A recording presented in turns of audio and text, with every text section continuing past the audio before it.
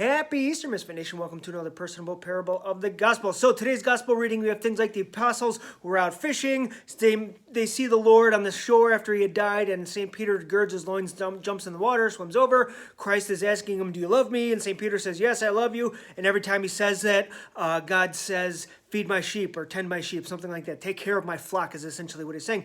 And so all this is going on. There's more in there. You'll see. It's a long reading. Not really that long. I mean, if we just came from Easter Vigil. But anyway, so we're in there. I'm not even going to talk about. We're not going to talk about how one of you or three of you are going to hear about the homilies about how faithful St. Peter was, that he just jumped in the water at the hearing of the Lord and swam in. That's good stuff, but we're not going to talk about it.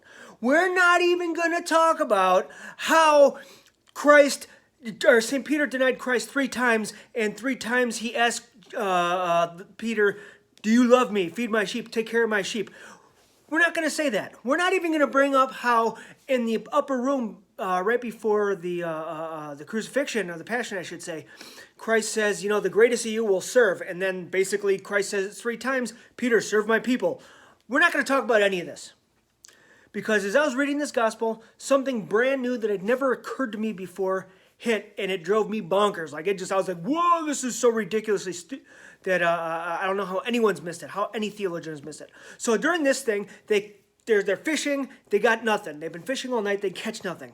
Christ says, well, they don't know it's Christ yet, but Christ says, hey, throw the net on the other side of the boat and you'll catch some stuff, right? This happened earlier in the Gospels too, while Christ was still alive. And they catch 153 fish.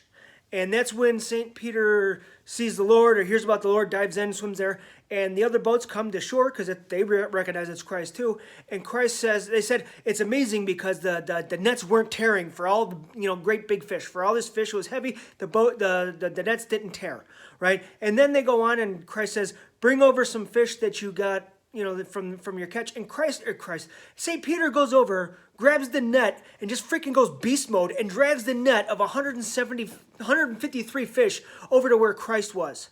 And it's like, holy cannoli, dude, this net is supposed to be ripping. And St. Peter's just freaking dragging this thing. How did he do it? I don't know. How did he do it? I don't know. But I will say this.